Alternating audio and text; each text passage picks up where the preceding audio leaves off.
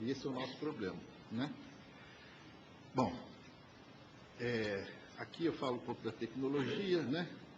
Tem a inovação e absorção de tecnologia. Nós temos, como apoio à tecnologia, os processos de pesquisa e desenvolvimento, os centros de pesquisa e desenvolvimento. Nós temos as cadeias de valor, que sempre que se faz uma inovação, normalmente tem que mudar essa cadeia. Isso é um problema complicador para as indústrias. Nós temos o problema das patentes, né? O Brasil é um produtor muito pequeno de patentes, tendo em vista o seu PIB, tendo em vista a sua economia, tendo em vista o valor das suas exportações em termos brutos, né? E é preciso que a gente aprenda a fazer também a gestão da inovação. Claro que há quem sabe no Brasil, mas isso não é ainda uma cultura nacional, vamos dizer assim. Ainda que não seja suficiente, a quantidade e a qualidade da engenharia será um fator decisivo para manter o crescimento, ampliar a geração dos produtos com alto teor tecnológico, equilibrando a balança em relação às commodities. Quer dizer, nós ainda estamos, no Brasil, aproveitando nossa riqueza territorial, né, para fazer com que a gente cresça nas nossas exportações. Mas a componente de alta tecnologia da nossa exportação ainda é muito aquém do que deveria ser pelo porte da nossa economia. Peça-chave para o crescimento do investimento é preciso quantidade de engenheiros. Como nós vimos, um para cada $1 milhão de investimento. Para o crescimento da inovação é preciso a qualidade dos engenheiros, né? Então, são os nossos dois problemas, quantidade e qualidade. Claro que nós temos boas escolas, bons engenheiros, mas temos que melhorar mais ainda, né, a nossa produção de gente altamente qualificada. Quantidade, pequeno número de engenheiros formados em relação aos concorrentes diretos e às necessidades do país. Qualidade, poucos cursos formando engenheiros com formação sólida e inovadores. Baixo índice de publicação na área de engenharia ainda no Brasil, comparado com outras áreas. Geração de tecnologia, pouca inovação, baixo número de patentes registradas. Nós voltaremos ao tema, né? Eu trago aqui somente umas informações do Brasiltec, né?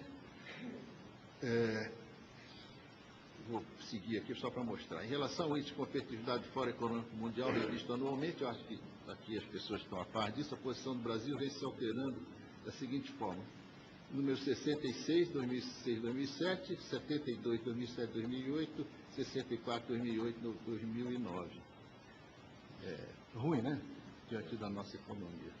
Segundo a mesma Brasiltec, o índice de prontidão tecnológica do Fórum Econômico Mundial, o Brasil ocupa 59ª posição entre 175 países.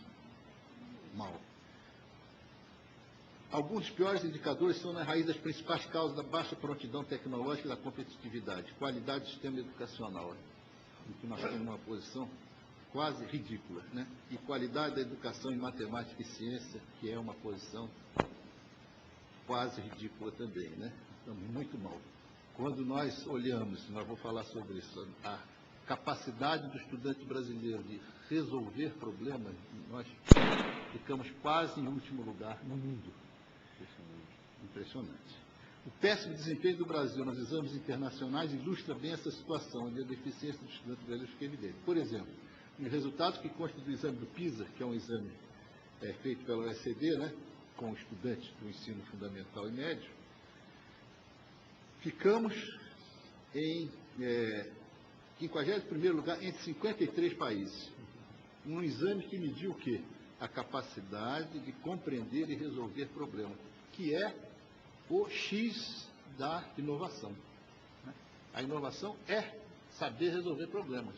Se o nosso estudante não sabe resolver problemas, vai ser muito difícil de conseguir fazer qualquer processo de inovação bem sucedido. É claro que nós temos uma elite, que até sabe, mas ainda muito pouco, né?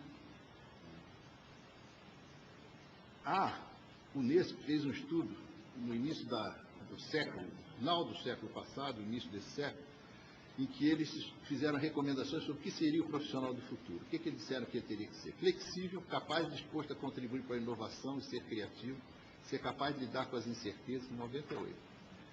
Estar interessado e ser capaz de aprender ao longo de toda a vida, ter adquirido sensibilidade social e aptidões para a comunicação, ser capaz de trabalhar em equipe, desejar assumir responsabilidades e tornar-se empreendedor. Isso, no final da década de 90, isso passa a ser quase que uma descrição de um perfil profissional do que se espera para quase todas as profissões hoje em dia, né?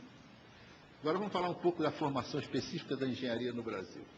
Nós estamos aqui sempre conversando sobre o BRIC, né?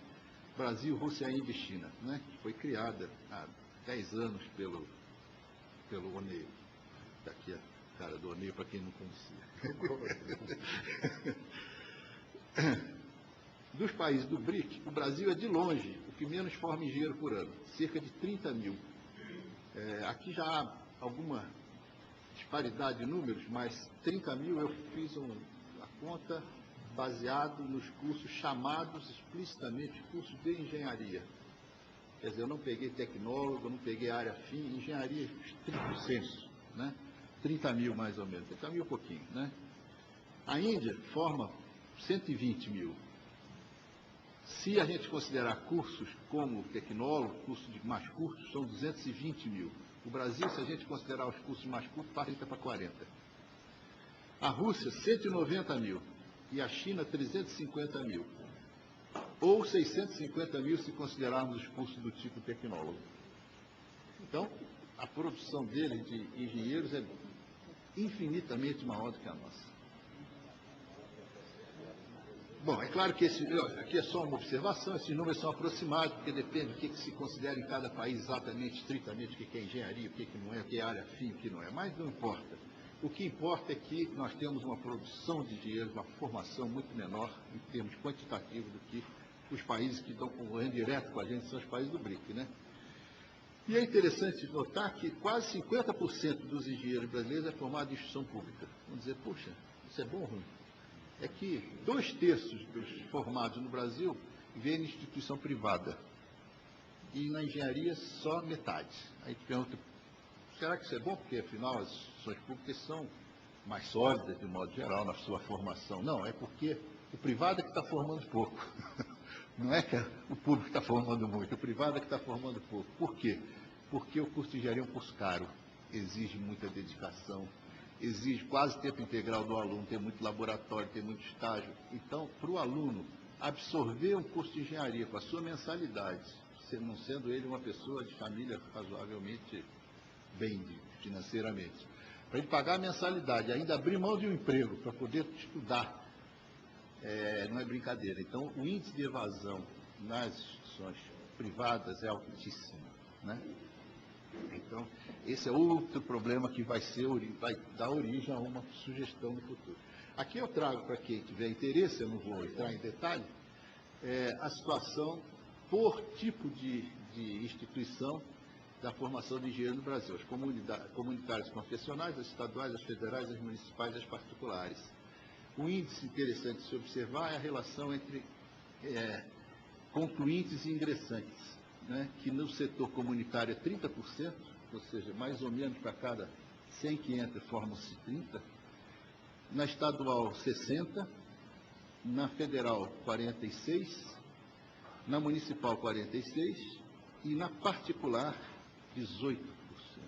Cada 100 formam-se 18, mais ou menos.